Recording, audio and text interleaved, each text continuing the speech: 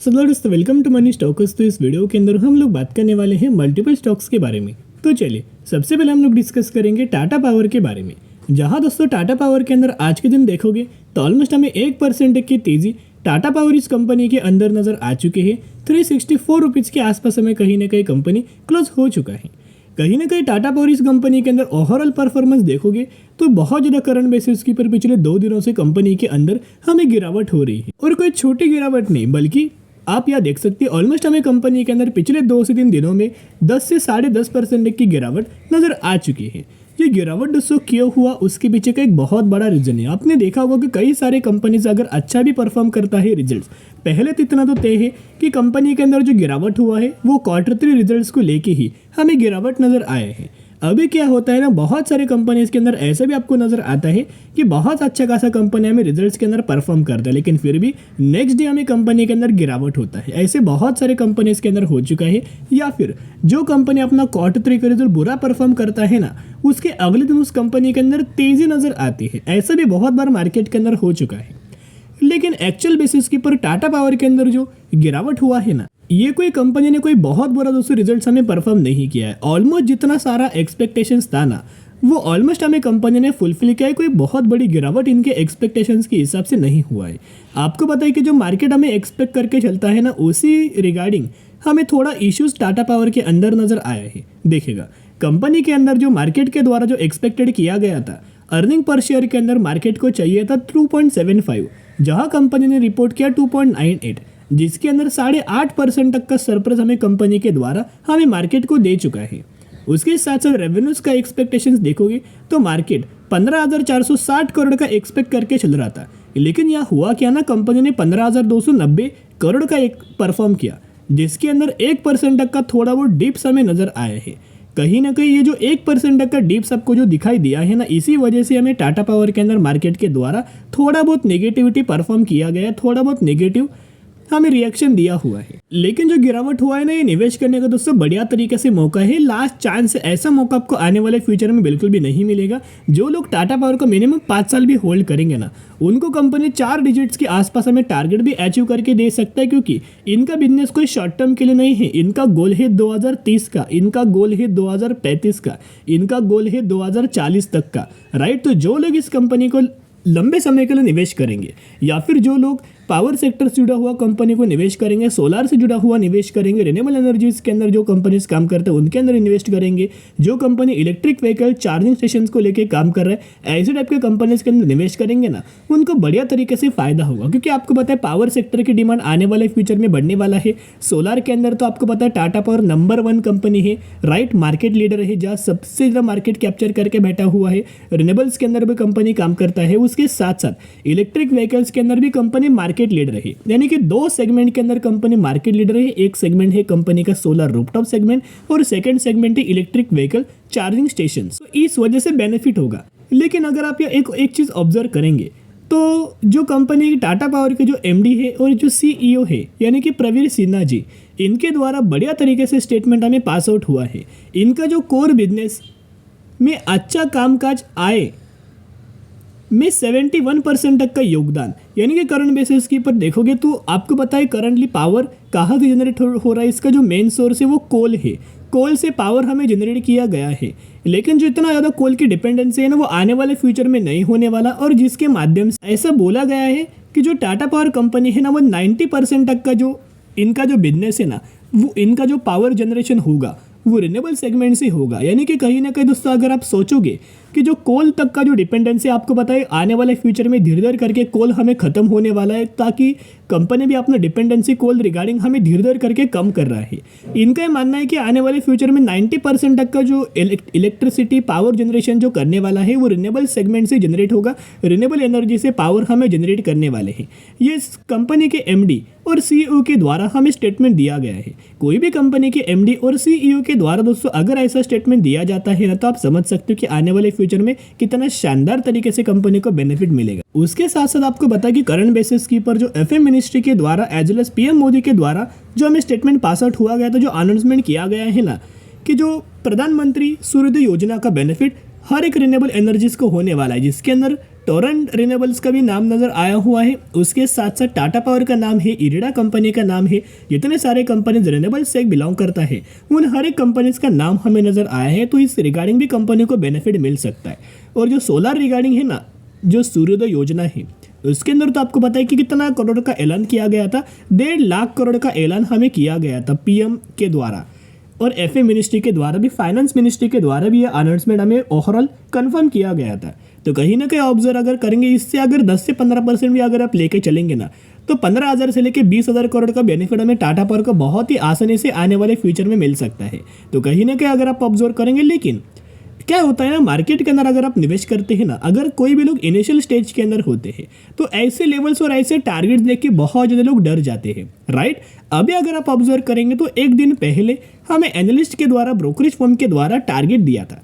आपको पता है कल के दिन कंपनी 7 से 8% तक का गिरावट हुआ, राइट। और एक गिरावट के अंदर बहुत ज़्यादा लोग डर चुके थे, जिस वजह से मॉर्गन स्टैनली के द्वारा बोला गया कि फिर कंपनी 213 रुपये के आसपास आएगा।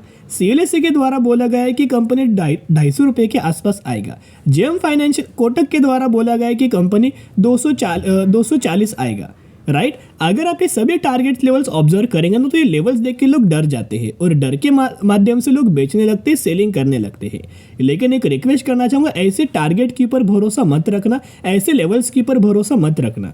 अगर बहुत सारे लोगों ने केपीआईटी के लेवल्स के ऊपर भरोसा रखा होगा, तो केपीआईटी जिस लेवल्स के आसपास ट्रेड कर रहा है ना, वो लेवल्स के आसपास नहीं ट्रेड करता, राइट। आपको पता होगा कि जेपी मॉर्गन के ही द्वारा हमें स्टेटमेंट दिया गया था, जब कंपनी केपीआईटी 1000 रुपये के आसपास जब ट्रेड कर रहा था ना, इनके द्वारा बोला गया था कि कंपनी 500 रुपये के आसपास गिर सकता है अगले 12 महीनों में।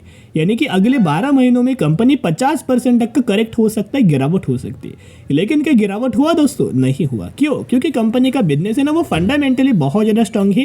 कंपनी का जो बिजनेस है वो फ्यूचर ओरिएंटेड है। सिमिलर तरीके से जैसे केपीआईटी का बिजनेस फ्यूचर ओरिएंटेड है, वैसे टाटा पावर का बिजनेस भी हमें फ्यूचर ओरिएंटेड नजर आ रहा है, जिस माध्यम से ऐसे लेवल्स के ऊपर टारगेट्स देख के आपको बिल्कुल भी सेलिंग नहीं करना चाहिए। यही मैं आपके साथ रिक्वेस्ट करना चाहूँगा। और अभी ऊपर से निवेश करने का बढ़िया मौका है, क्योंकि जैसे कि आपको पता है, जब जब कंपनी मूविंग एवरेज के आसपास आएगा तभी तभी एक बढ़िया तरीके से सपोर्ट लेगा। यहाँ आप देख सकते हो, जब जब कंपनी मूविंग एवरेज के आसपास आया हुआ एक बढ़िया तरीके से सपोर्ट हमें लिया गया है, और एक वही से रिवर्सल, वही से रैली हमें कंटिन्यू हुआ है।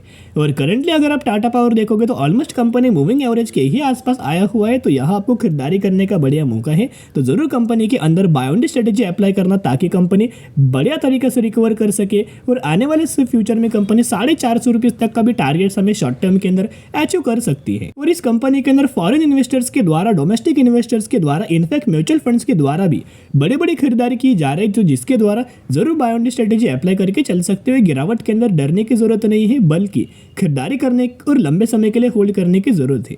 चलिए अभी हम बात करेंगे आरवीएनएल कंपनी के बारे में। सेम जो हमने कल के दिन डिस्कस किया था कि बहुत ज़्यादा चांसेस ये कि बढ़िया तरीके से रैली हमें आरवीएनएल कंपनी के अंदर नजर आ सकती है। और आज के दिन ओवरऑल कंपनी के अंदर 7% तक की तेजी नजर आ चुकी है। 245 रुपीज़ के आसपास हमें फाइनली आरवीएनएल कंपनी क्लोज हो चुका है। और क्यों दोस्तों, हमने आपके साथ इन्फॉर्म किया था कि buy on the strategy apply करना, एसआईपी करना, ऐसा मौका बार बार नहीं मिलेगा और कल के दिन आपको रैली आ सकता है। ये भी दोस्तों कल के वीडियोस के अंदर हमने आपके साथ डिस्कस किया। उसके पीछे के रीजन भी हम लोग जानेंगे। उससे पहले अगर आप आरवीएनएल कंपनी का टॉप से लेके बॉटम तक अगर आप कैलकुलेट करेंगे तो यहाँ तो आपको 25% तक की गिरावट शो हो रहा है, लेकिन एक्चुअली कंपनी के अंदर 30 से 35% तक की टॉप पॉइंट से गिरावट नजर आया हुआ था। यहाँ प्राइस आपको चार्ट के अंदर 300 रुपये के आसपास नजर आ रहा होगा, लेकिन 350 रुपये से कंपनी गिर के करंटली कितना प्राइस के आसपास ट्रेड कर रहा है वो आप देख सकते हो। यानी कि 30 से 35% तक की गिरावट हमें आरवीएनएल कंपनी के अंदर 52 वीक हाई से नजर आ चुकी। और गिरावट का जो मेन रीजन था कंपनी का Q3 का रिजल्ट। तो कहीं ना कहीं अगर आप ऑब्जर्व करेंगे तो जैसे कंपनी के अंदर लगातार आपको तेजी नजर आ रहा था ना, तो मार्केट क्या करता है, जो कंपनी के अंदर ज़्यादा से ज़्यादा तेज़ी आता है, मार्केट बहुत ज़्यादा एक्सपेक्ट करके चलता है कि वो कंपनी बहुत अच्छा खासा परफॉर्म करेगा। और as per the market expectations कोई कंपनी फुलफिल नहीं करता ना, तो मार्केट क्या करता है, उस कंपनी को गिरावट नज़र आता है वो कंपनी के अंदर गिरावट नज़र आ जाता है। और अगर कंपनी मार्केट के एक्सपेक्टेशंस को फुलफिल करता है तो बड़ी रैली भी हमें शो हो जाती है। लेकिन आज के दिन क्यों तेजी आया वो हमने कल ही के दिन आपके साथ शेयर किया था कि बड़ी रैली आ सकता है, क्योंकि जब भी कंपनी मूविंग एवरेज के आसपास आए हैं ना, सेम हमने IRFC के बारे में भी डिस्कस किया था, सेम हमने RVNL के बारे में भी आपके साथ प्रीवियस कल के दिन वीडियोस के अंदर डिस्कस किया था। यहाँ आप देख सकते हो जब कंपनी मूविंग एवरेज के आसपास आए हैं ना, तभी एक बड़ी तेजी बड़ी रैली हमें शो किया जा चुका है, बड़ा सपोर्ट हमें कंपनी के द्वारा लिया जा चुका है। और कल के दिन कंपनी फाइनली मूविंग एवरेज के ही आसपास हमें नजर आया हुआ था, इसीलिए हम लोग लगातार आपके साथ शेयर कर रहे थे कि buy on dip strategy apply करना और SIP कर देना, क्योंकि कंपनी के अंदर तेजी आ सकता है। अभी क्या है ना, कंपनी फ्यूचर के लिए अच्छा है, लॉन्ग टर्म के लिए अच्छा कंपनी करेक्ट भी हो चुका है, राइट। मेन क्या था ना, कंपनी करेक्ट नहीं हो रहा था, कुछ रीजंस की वजह से कंपनी करेक्ट हुआ है, तो ये बाइंग करने का बढ़िया मौका है। और यहाँ अगर आप ऑब्जर्व करेंगे तो हमें शेयर होल्डिंग पैटर्न्स के अंदर अभी हम आ चुके हैं। FIs के द्वारा लगातार खरीदारी की जा रही है, आप यह देख सकते हो। DIs के द्वारा भी लगातार खरीदारी की जा चुकी है।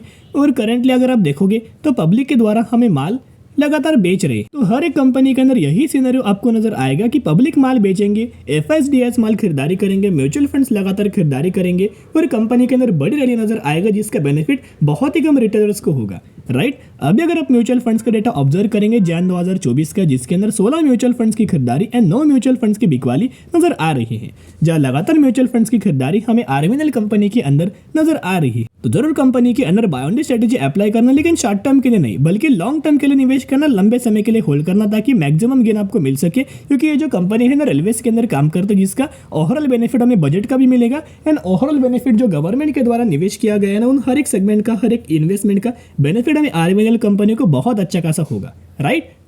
अभी दोस्तों अगर आप ये एक ऑब्जर्व करेंगे, RVNL कंपनी के अंदर एक खबर आया हुआ है, आज के दिन दोस्तों खबर है, ये मैं शेयर करना भूल ही गया था। देखिएगा बेसिकली आप ये ऑब्जर्व करेंगे तो RVNL कंपनी के अंदर जो 8 से 9% की तेजी आया हुआ है ना, इसे क्या है, एक बहुत बड़ा ऑर्डर मिला हुआ है मध्य प्रदेश इलेक्ट्रिसिटी बोर्ड के द्वारा। ये जो ऑर्डर का जो विड्थ है ऑलमोस्ट हमें 106 करोड़ के आसपास है, जो कि 24 मंथ्स के अंदर ये ऑर्डर कंप्लीट हमें करना है, ड्यूरेशन दिया हुआ है। कहीं ना कहीं बहुत अच्छा खासा ऑर्डर हमें कंपनी को लगातार मिलता रहता है, जिस वजह से बड़ी रैली हमें RVNL के अंदर दिख सकती है। चलिए अभी हम बात करने वाले हैं अगली कंपनी के बारे में, जिसका नाम है OKplay इंडिया लिमिटेड। 166 रुपीज के आसपास ट्रेड कर रहा है और 303% तक का रिटर्न प्रोवाइड करके दे चुका है। यही वो कंपनी है रिसेंटली 1:10 रेशियो का स्प्लिट का अनाउंसमेंट का, जिसके अंदर आपको 1 के बदले 10 शेयर मिलने वाले हैं। जरूर कंपनी के बारे में स्टडी एनालिसिस कर सकते हो। चलिए आज के लिए इतना ही। अगर आपको ये वीडियो पसंद आए जरूर वीडियो को लाइक और चैनल को सब्सक्राइब कर सकते हो। फिर मिलेंगे, बाय।